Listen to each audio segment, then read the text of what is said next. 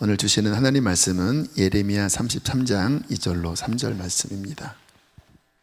이를 행하시는 여호와, 그것을 만들며 성취하시는 여호와, 그의 이름을 여호와라 하느니가 이와 같이 이르시도다. 너는 내게 부르짖으라. 내가 내게 응답하겠고 내가 알지 못하는 크고 은밀한 일을 내게 보이리라. 아멘. 제가 여러 번 인용한 문구 중에 하나가 속도보다 방향이 중요하다라는 문구입니다.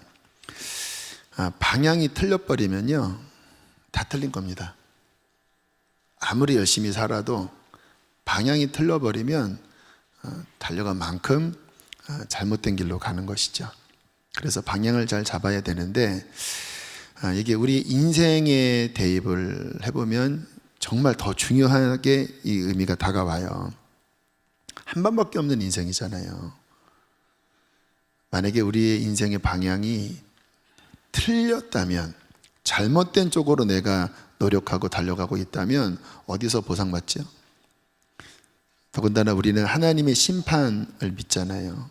주님의 심판대 앞에 섰을 때, 오늘 이 가사에 나는 청지기인데 어느새 내가 주인이 되었나, 우리의 인생에 대하여 하나님은 물으실 거거든요. 왜? 우리가 주인이 아니거든요. 하나님 앞에 살아야 할 그 삶을 낭비했을 때, 잘못된 길로 갔을 때, 그게 죄지요. 주님께서 물으시고 심판을 받는다면 어마어마한 대가지불을 받는 거니까, 우리의 삶에 열심히 달려가고 막 내가 원하는 것을 성취하는 것보다 과연 나의 방향은 잘 잡혀 있나, 주님 앞에 설 때 나는 그분께로부터 인정을 받을 것인가를 분별하는 것은, 이것은 그 무엇보다 비교할 수 없는 중요한 부분이겠죠. 근데 문제는 내가 잘 가고 있는지 잘 못 가고 있는지를 알기가 쉽지 않다라는 거예요. 정말 인생의 내비게이션이 있어서 이렇게 딱 좌표를 찍으면 그 여성께서 다음은 좌로 우회전 이렇게 해주면 정말 좋을 텐데, 그게 아니니까. 또 다 우리는 2020년 오늘 11월 8일 다 처음 가는 길이잖아요. 이 세상에 그 누가 미리 2020년 11월 8일을 살아봤습니까? 다 처음 가는 길이다 보니까 누구에게 묻기도 어렵고, 또 어떤 책을 통해서 100% 알 수 있는 것도 아니고, 참 쉽지 않아요. 여기 계신 분들에게 당신은 잘 가고 있어? 질문하면 아마 대부분은 확신 있는 대답을 못 하실 겁니다. 잘 모르니까. 제가 오늘 여러분에게 좋은 소식을 알려드립니다. 그 길을, 가장 바른 길을 알 수 있는 방법이 있습니다. 하나님을 만나는 거예요.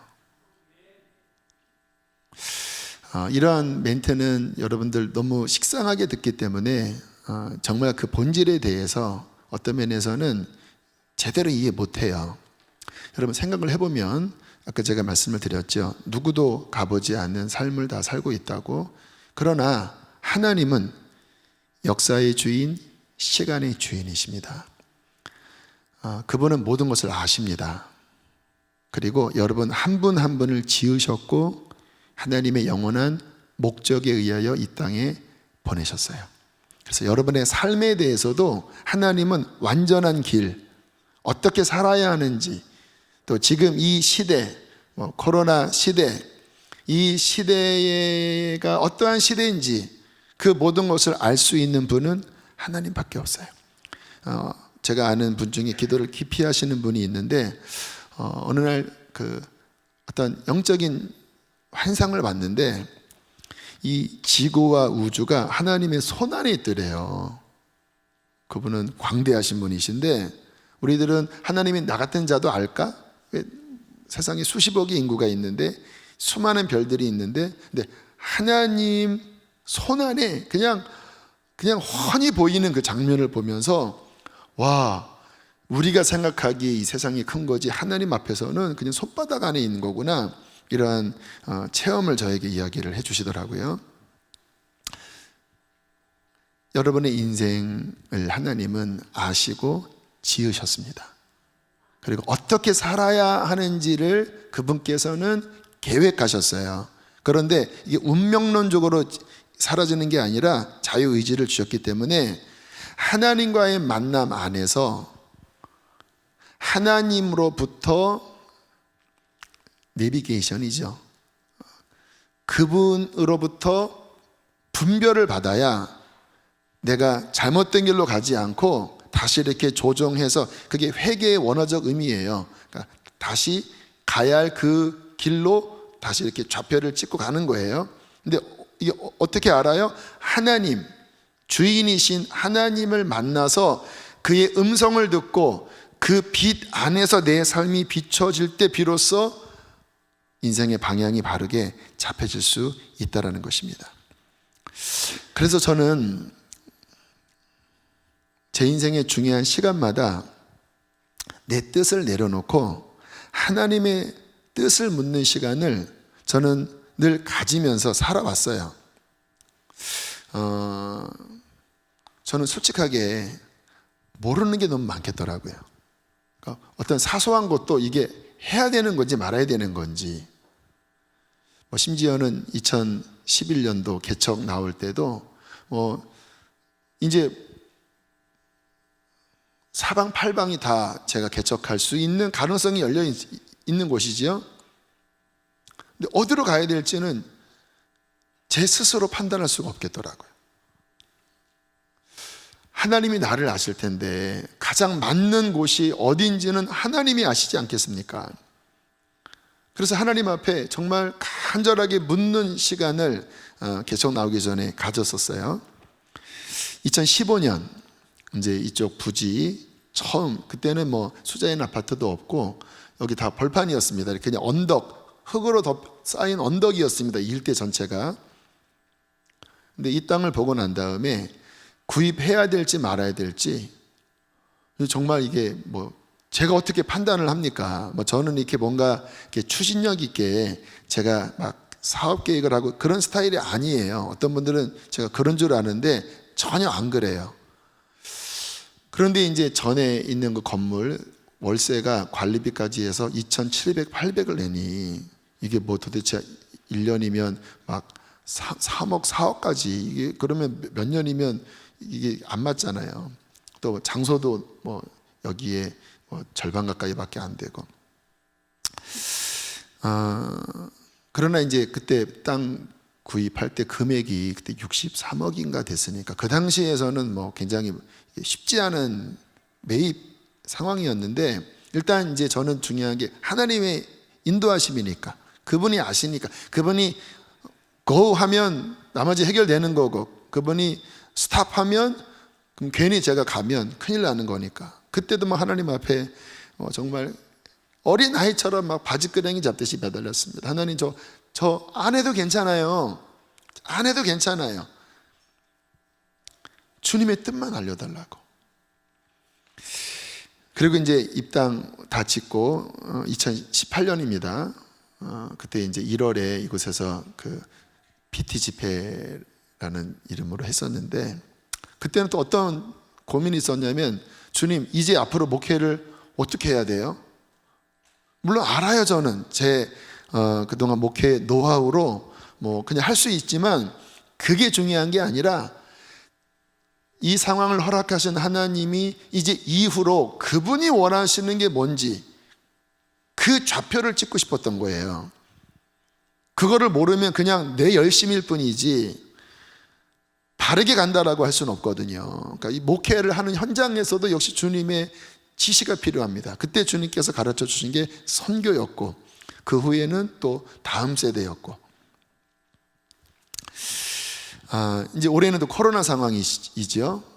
이것도 정말 전무후무한 그러한 경험인데 되게 고민이 많았습니다. 교회가 연일 이 코로나에 마치 온상인 것처럼, 주범인 것처럼 그러한 매스컴의 소식들, 또 인근에서 발병됐다고 하는 소식들. 근데 저는 목사니까 또 하나님 앞에서 양들의 영적 건강, 영적 생명, 제가 이거 놓치면 안 되잖아요. 그러다 보니까 도대체 이 모임을 어디까지 해야 되는지, 또 5월 달에 뭐 준비하라 집회도 있었고, 뭐 주차장 예배도 있었고, 올 여름에는 뭐 수련회도 있었고, 해야 되는지 말아야 되는지, 정말 제 마음이요, 어느 때는 막 너무 막 괴롭고 막 두렵기도 하고, 뭐 그런 시간을 보내면서 주님 앞에 어린아이처럼 매달렸습니다. 주님, 저 하나님의 제가 없이 제가 막 앞으로 나가고 싶지 않아요. 주님, 그런 거는 지치기만 할 뿐입니다. 그러나 주님께서 움직이시면 저는 따라갈게요. 주님, 가르쳐 주십시오. 근데 그때마다 상황이 워낙 다르다 보니까 정말 그때마다 또 매달리고 기도하면서 여기까지 왔어요. 이게 제가 사는 방식입니다. 왜요? 그래야 바르게 가니까. 근데 참 감사한 것은 주님이 그거를 좋아하시더라고요. 그렇게 하나님의 뜻을 구하는 마음. 잠언 8장 17절에 이와 같은 말씀이 나옵니다. 함께 읽어보실까요? 시작. 나를 사랑하는 자들이 나의 사랑을 입으며 나를 간절히 찾는 자가 나를 만날 것이니라. 이게 이제 지혜서잖아요. 지혜가 하는 말이에요. 지혜인 나를 사랑하는 자들이 나의 사랑을 입고 지혜인 나를 간절히 찾는 자가 나를 만난다. 이렇게 하나님의 뜻, 하나님의 길을 막 어린아이처럼 사모하고 구할 때 가르쳐 주신다라는 거예요. 물론 제가 해보니까 응답받는 게 쉬운 거는 아니더라고요. 아까 이 장소, 이 수지 장소에 대한 말씀을 드렸는데 한 4, 5개월간 이 장소가 정해지지 않는 거예요. 이제 선화목자교회에서 1호 블랙개척 나오면서 이제 장소가 깃발이 꽂혀져야 사람들이 뭐 이 인근이든 마음을 정할 건 아니겠습니까? 근데 어디를 두드려도 이 안에 사인이 안 오는 거예요. 그래서 너무 마음이 힘들었는데 한 6월경, 5월 말에서 6월경 이 전에 있는 그 신봉동의 그 상가에 딱 들어오는 순간 이 속에서 울리더라고요. 여기다. 근데 이게 귀에 들리는 음성이 아니에요. 어떤 분은 이런 부분에 대해서 좀 의심 있게 보는데 귀에 들리는 게 아니라 여러분 이게 고양이 소리도 있고 사람의 소리도 있고 사람과 사람의 소리 다 다른 것처럼 어떤 하나님께서 음성을 들려주실 때는 귀로 들리지는 않고 그러나 이 마음 안에서 주님이시군요. 그 감각이 있습니다. 저 같은 경우에는 이게 일단 기름 부으심이 임해요. 그러니까 은혜가 임합니다. 그 상황에서 은혜가 임하는데 그 예레미야 23장 28절 29절에 이와 같은 말씀이 나와요. 이 말씀의 배경은 이제 예레미야 당시에 막 거짓 선지자들이 막 그 잘못된 예언을 했습니다. 뭐 우리 안 망한다. 뭐 느부갓네살 왕이 우리 못 이긴다. 근데 그때 이제 예레미야는 아니야, 심판이야. 그런 예언을 할 때 이제 거짓 선지자와 참 하나님의 말씀을 전하는 선지자 사이에 하나님이 분별점을 주신 거예요. 여호와의 말씀이니라. 그 다음 읽어보실까요?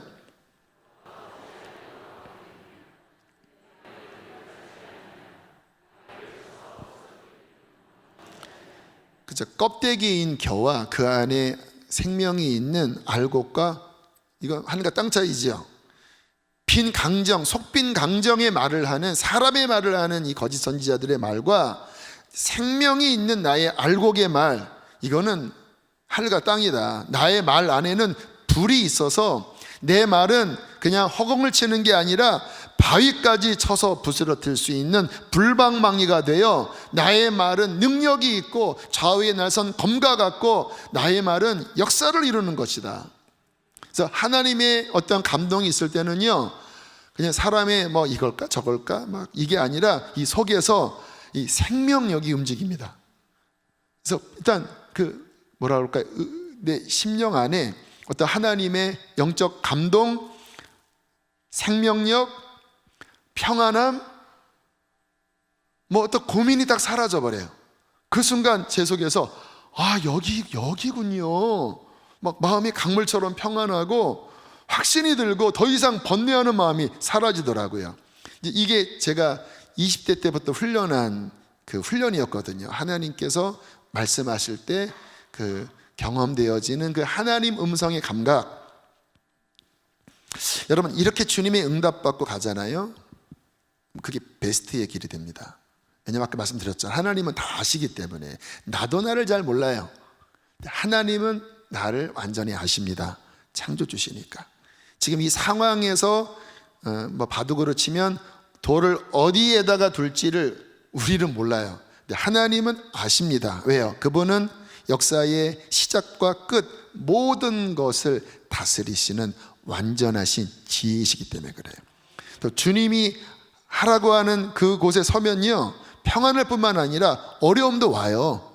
그런데 하나님께서 지켜주십니다. 그리고 지지해 주세요.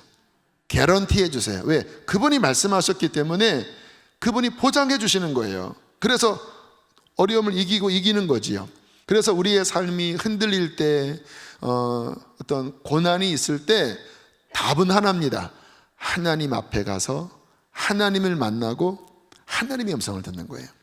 그 이지선 자매 알지요? 교통사고 화상으로 큰 어려움을 겪은 자매가 이제 처음 이제 화상 치료 끝나고 뭐 손가락도 거의 8마디인가요? 이게 절단을 하고, 또 이 처음에는 이 턱부터 해서 이쪽이 완전히 이렇게 화상이 너무 심해서 입이 안 다물어졌대요. 그렇게 입이 이제 벌러진 것만 이렇게 당기니까 그 침이 줄줄줄 나는 상황인 거예요. 이거 참 뭐 너무 비참하지요. 여기 중간쯤 그 중간 예배당 그쪽에 이제 앉아서 눈물밖에 안 나오고 하나님 앞에 따졌답니다. 하나님, 나 왜 살려주셨어요? 지금 내가 이게 살 수 있다고 보십니까? 하나님, 이 모습으로 어떻게 살아요? 하나님이 살려주셨으면 대책이 있어야 될 거 아니에요. 나 어떻게 해요? 뭐 손을 들어도 정말 이런 손을 들면서 그냥 완전 낙심해서 주저앉아 있었대요. 근데 하나님께서 이런 말씀을 주셨다고 합니다. 사랑하는 내 딸아, 내가 너를 병들고 약한 자들에게 희망의 메시지가 되게 할 거야. 그리고 너를 반드시 세상 가운데 세울 것이다. 눈으로 보고 내 스스로 판단하기에는 절망입니다. 자포자기예요. 기대가 없습니다. 사람답게 살 수도 없을 것 같아요. 그런데 하나님이 말씀하시는 거예요. 사랑하는 내 딸아, 나는 너를 알 뿐만 아니라 사랑해. 내가 너를 세상 가운데 들 거야. 그리고 약하고 병들고 힘든 자들에게 희망의 메시지가 되게 할 거예요. 이 하나님의 말씀에 비록 좌표가 잡히는 거예요. 스스로 생각하면 길이 하나도 안 보이는데 주님께서 오셔서 말씀을 하시니까 삶이 해석이 되고, 물론 힘든 거지요. 그러나 이유를 발견하니까, 또 그분께서 그렇게 하시겠다고 하시는 말씀이니까 그게 생명력이 있어서 그 마음에 이렇게 힘이 됐다고 그래요. 그리고 그 후에 어떤 일이 일어난지 아시잖아요. 지금 거의 17년, 18년 정도 시간이 흐른 거로서 제가 기억을 하는데, 뭐 이번은 특별히 이 세상에서도 강연을 하는데 자살하려던 수많은 사람들이 이 자매에게 편지 메일을 보냅니다. 당신의 이야기를 듣고 저 자살하지 않으려고 다시 마음 먹었습니다. 모아놓은 수면제를 내가 버렸습니다. 또 어떤 사람은 인생에 자포자기 있다가 당신 이야기 듣고 나 교회 나갔습니다. 교회 나갔습니다. 지금은 어느 대학, 우리 기독교의 중요한 어떤 지방 대학에서 사회복지 교수로 지금 또 부름을 받고 정말 많은 사람에게 희망의 메시지가 되고, 또 하나님이 그 누구보다도 우뚝 세워주신 아름다운 삶을 살고 있어요. 하나님을 만나고 하나님의 음성을 듣는 것, 어둠 속에서 빛으로 바뀝니다. 아마 이 가운데 나 너무 답답하다, 죽고 싶다, 내 삶에는 희망이라는 거는 눈꽃만치도 찾아볼 수 없어, 나 길을 잃은 것 같아, 그렇잖아요. 막다른 골목에 딱 섰는데 옴짝달싹 빠져나올 수 없는 그 상황에 있는 분들이 있으실 겁니다. 너무 우울하고 잠도 오지 않고. 여러분, 길이 있습니다. 하나님을 만나십시오. 그분의 음성을 들으십시오. 그러면 비로소 이게 이렇게 어둠이 거쳐지면서 내가 지금 어디에 있는지 어디서 잘못됐는지, 어디로 가야 하는지, 솔직히 인간적으로는 뭐 저리로 가세요 해도 힘이 없으면 그 말이 또 무의미한 거잖아요. 근데 하나님은요, 뭔가를 말씀하실 때는 하나님의 음성은 동사입니다. 명사는 뭐냐면 그냥 설명이에요. 동사는 할 수 있는 힘을 줍니다. 그래서 하나님을 만나 그분의 음성 속에서 그 길을 가는 것, 여러분 이것이 정말 인생답게 정말 제대로 살게 하는 저는 유일한 길이라고 생각해요. 제가 성경을 읽으면서 느꼈어요. 이제 지난주 월요일부터 다시 이제 창세기로 돌아갔는데, 성경은 너무 좋은 게 수백 번 읽어도 계속 요면 저면 계속 열려서 너무너무 좋아요. 보니까 하나님의 사람들은 탁월한 사람들은 아니었던 것 같아요. 그 당시에 뭐 영웅 또 뭐 힘센 사람들이 아닌데 특징이 있더라고요. 인생의 중요한 순간마다 하나님이 만나 주시더라고요. 여러분 믿음의 조상 아브라함 보세요.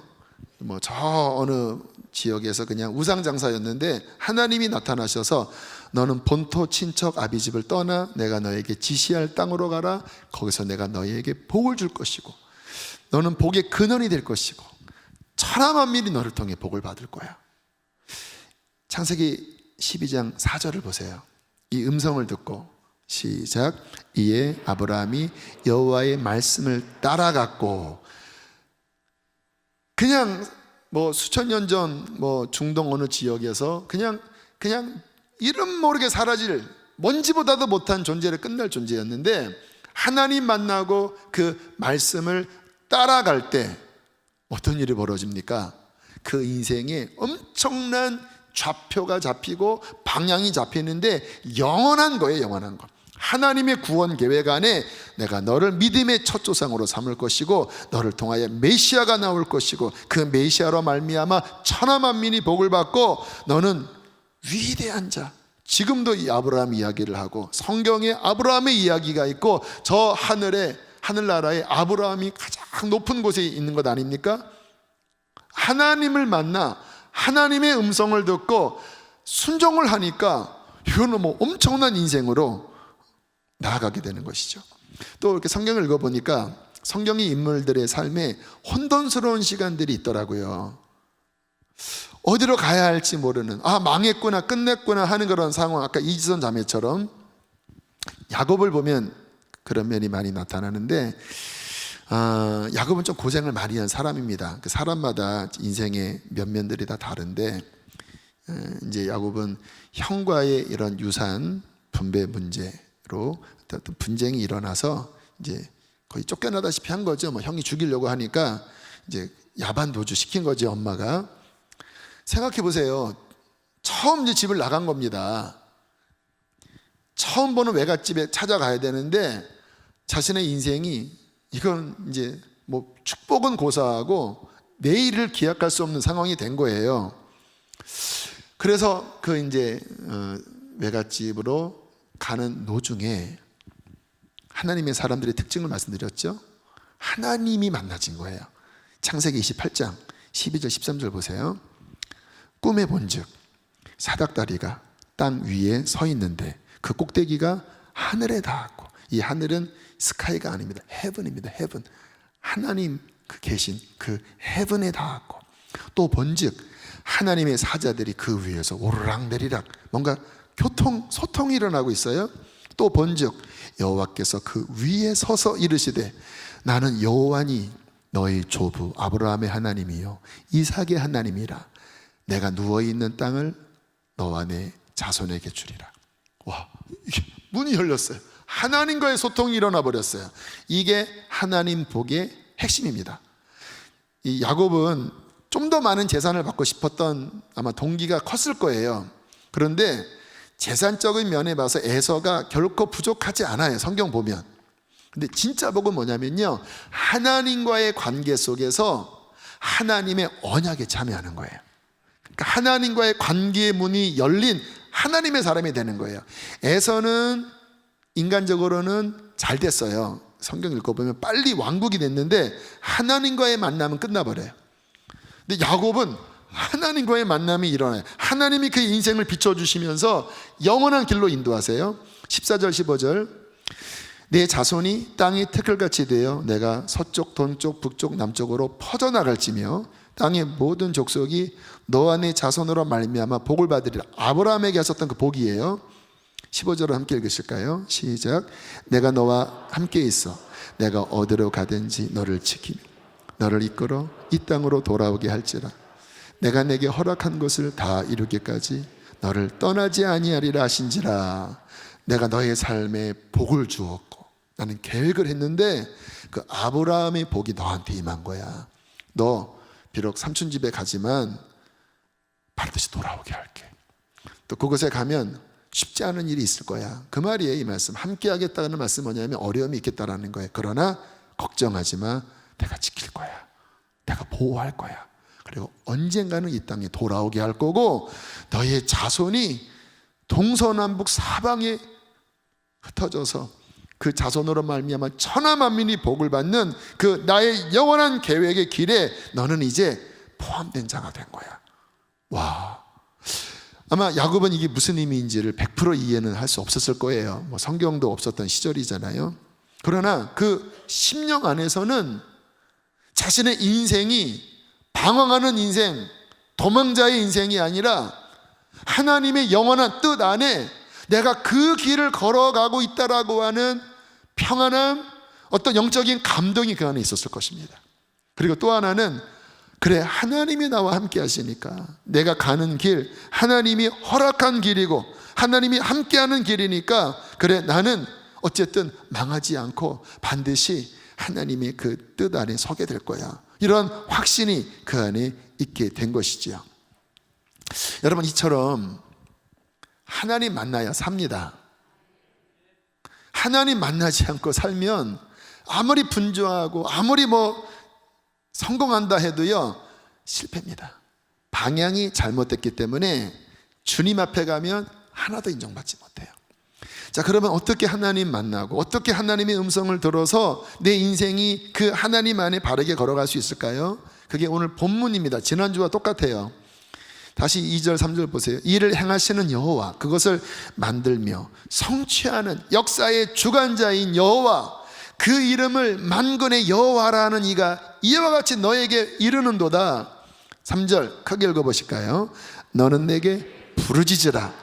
내가 내게 응답하겠고 내가 알지 못하는 크고 은밀한 일을 내게 보이리라.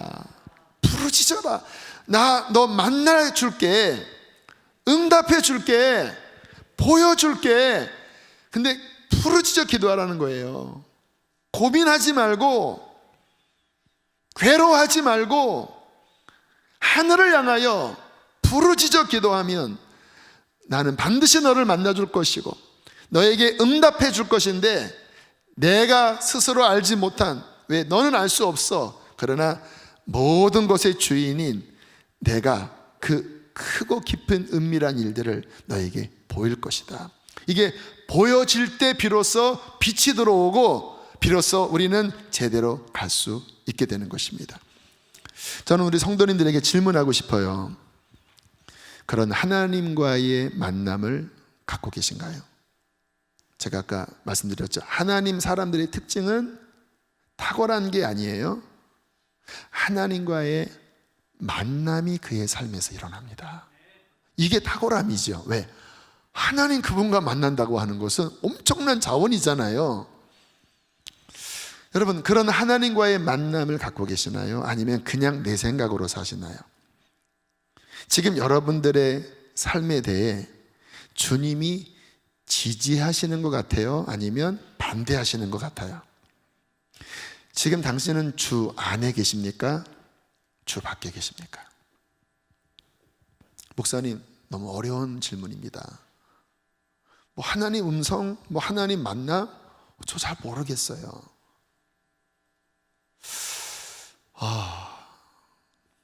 이와 같은 분들과 이야기할 때면 이해는 됩니다. 왜냐하면 영적인 일이기 때문에 이것이 열려지지 않으면 뜬구름 잡는 이야기들이에요. 근데 그런 분들의 특징은요, 그렇기 때문에 기도하지 않아요. 그냥 살아요. 뭐 하나님과의 만남 이런 거 몰라요. 그냥 살아요. 힘들면 그냥 혼자 탄식해요. 하나님과의 만남은 없어요. 그런데 제가 성경을 읽고 제가 어쨌든 하나님을 섬기고 양들을 섬기는, 저는 한 30년을 이렇게 살았거든요. 나이가 많지는 않지만 일찍부터 이 영적 사역을 했기 때문에 하나님과의 만남이 없이 교회 다니시는 분들은 거의 대부분 잘못된 길로 사는 거예요. 왜냐하면 하나님의 자녀인데, 성경에 보면 하나님의 자녀, 하나님의 성령이 거하신다고 했는데, 나는 하나님 만남도 모르겠고 하나님의 음성도 모르겠고 하나님의 인도함도 모르겠다고 하는 것은 막혀 있는 겁니다. 영적으로 어두운 상태예요. 왜요? 틀어져 있는 거예요.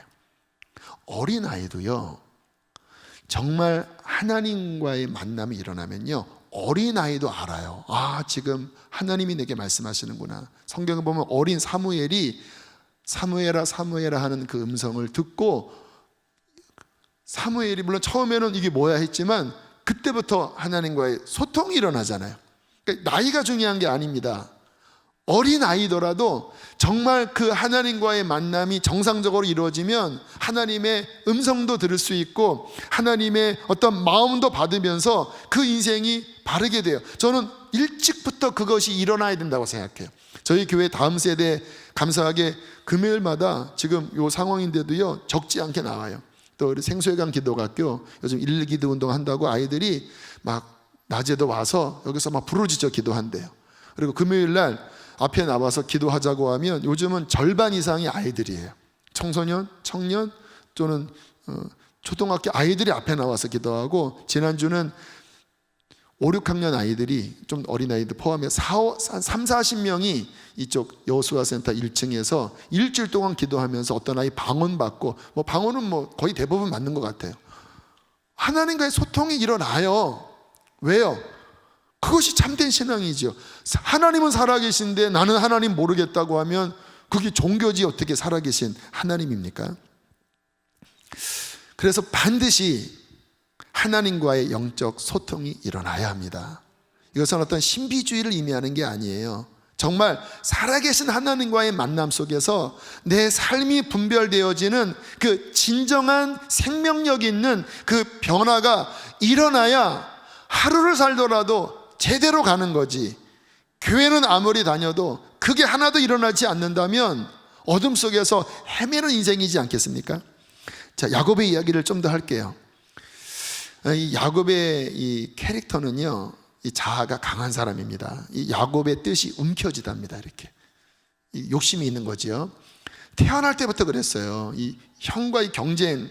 왜냐하면 이 성경, 구약 성경에 장자가 유산을 거의 2배 이상도 받아요.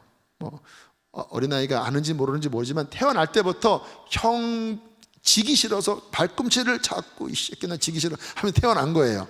그 몇 분 어간으로 이게 지금 이게 자신의 복이 떨어져 나가니까. 그래서 이름이 너무 꽉 잡았는지 이 야곱이라고 졌어요. 아무튼 그리고 보면요, 야곱은 늘 이 자기의 이 생각, 이 어떤 이게 강한 사람으로 성경에서 표현되어 있는데, 그 야곱 인생을 영적으로 정리하면 그 움켜진 것을 내려놓게 하시고 하나님의 뜻에 순종하도록 만드시는 인생, 이게 이제 야곱의 인생이에요. 영적으로 보면.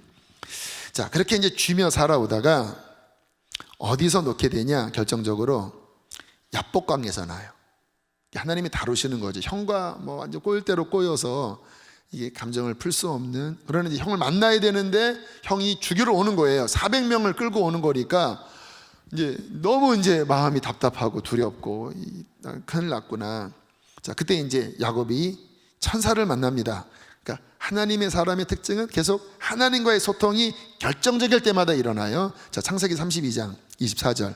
야곱은 홀로 남았더니, 이 성경 보면요, 자기 처자식 다 먼저 앞에 보내고 혼자 이 토끼를 까르게 하면서 토낄 수는 없고, 그리고 고민하다가 갑자기 천사가 나타난 거예요. 어떤 사람이 날이 새도록 야곱과 씨름하다가 자기가 야곱을 이기지 못함을 보고, 이게 천사도 막 꼭 붙잡고 이렇게 뭔가 영적인 존재가 맞는 것 같아요.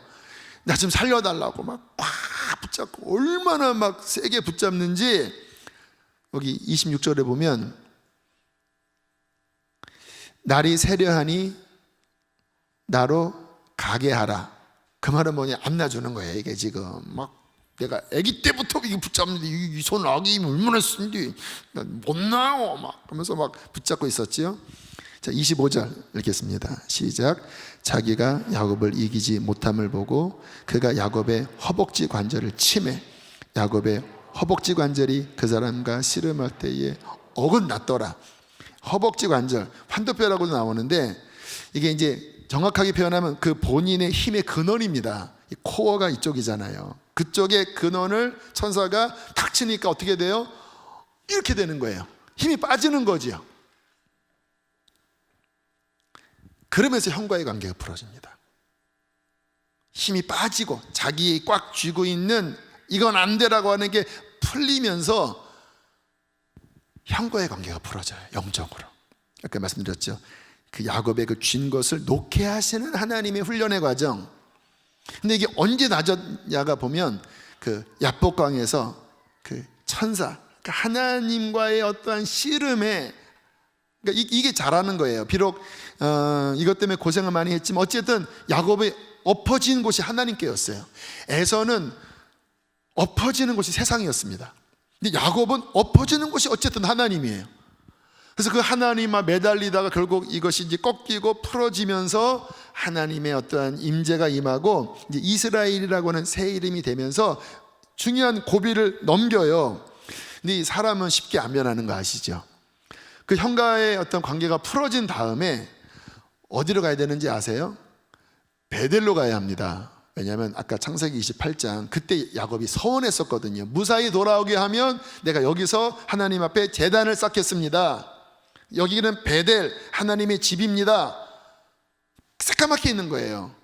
또 어디로 가야 돼요? 아직 아버지 이삭이 살아계시는 상황이거든요. 그러면 아버지한테 가서 인사를 해야 되는데 자기 생각이 너무 많다 보니까 이제 나이도 먹었고 이제 그것도 다 이게 다 식었나 봐요. 세겜으로 셉니다. 세겜으로. 옆길로 센 거예요. 그 말은 뭐냐면 또 자기가 쥐는 거예요. 내 편한 곳, 내게 좋은 곳. 세겜에서 어떤 일이 벌어졌는지 아시죠? 디나가 이렇게 마실 나갔다가 그 추장 아들에게 강간당하고 거기에 격분한 그 오빠들이 그쪽의 마을의 남자들을 칼로 죽이고 그것 때문에 인근에 있는 그 부족 사람들에게 오히려 역공격을 당할 또 위기에 빠진 거예요. 그때 또 하나님이 야곱을 만나 주셔요. 창세기 35장 1절 크게 읽겠습니다. 시작. 하나님이 야곱에게 이르시되 일어나 베델로 올라가서 거기 거주하며 내가 내 형 에서의 낯을 피하여 도망하던 때에 내게 나타났던 하나님께 거기서 제단을 쌓으라 하신지라. 하나님 만나니까 다시 이제 비춰진 거예요. 본인이 지금 세겜으로 간 게 너 또 나의 길에서 벗어난 거 아니냐. 일어나 베델로 올라가. 너는 거기에 거주해야 됐고 내가 내 형 에서의 낯을 피하여 도망했을 때 내가 너를 만났잖아. 거기서 네가 내게 제단을 쌓아야 그 다음 퍼즐이 일어나는 건데 너 왜 세겜으로 세버렸니? 그래서 문제가 생긴 겁니다.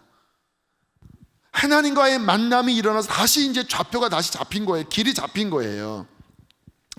오늘 성도님들의 삶 가운데 또 이 말씀을 듣는 인터넷으로 예배드리는 당신의 삶 가운데 뭔가 하나님과의 관계가 막혀 있고 뭔가 내 삶이 오리무중 같고 뭔가 이렇게 길이 안 보인다면 아마 세겜으로 샜을 가능성이 커요. 세겜. 하나님을 만난 거 맞아요. 은혜를 안 받은 거 아니에요. 근데 어느 순간 또 길을 잃고 하나님과의 만남을 잃어버리고 또 내가 뭔가 세운 어느 쪽으로 흘러간 거예요. 어디로 돌아와야 합니까? 베델로 돌아와야 돼요. 저는 우리 사랑하는 성도님들이 정말 111 기도 운동, 그냥 단순한 어떤 운동이 아니라니까요. 어떤 하나님께서 뭔가 지금 기도를 자꾸 우리에게 요청하시는 것 같고, 그것은 단순한 요청이 아니라 뭔가 하나님이 우리를 만나기를 원하신다고는 마음이 들어요. 그래서 이번 주에 여러분들이 하실 숙제는 뭐냐면 교회에 나오십시오. 나와서 기도하세요. 처음에는 기도가 잘 안 되실 거예요. 왜? 뭔가 이렇게 틀어져 있으니까, 세겜에 있으니까. 그러나 여러분들이 기도하다 보면 하나님은 만나주기를 원하시는 분이기 때문에 은혜를 주기 시작합니다. 왠지 갑자기 회개가 터지기도 하고, 왠지 내 마음 안에 내가 이런 부분 잘못했구나, 또 내가 이런 부분 순종해야 되는 거 아니었나, 내가 너무 인간의 생각에 빠지지 않았나. 그게 뭐냐면 그게 하나님과의 만남, 소통이에요. 뭐 어떤 귀로 너 지금 잘못 살았다 이게 아니라 내 양심이 밝혀지면서 뭔가 내 생각이 영적으로 새롭게 비춰지면서 그 멀어졌던 하나님의 뜻 가운데로 내가 다시 이렇게 돌아오면서 점점 하나님과 연결이 되는 거예요. 그때 어떤 일이 벌어지냐면 이제 기도의 문이 열립니다. 그때부터.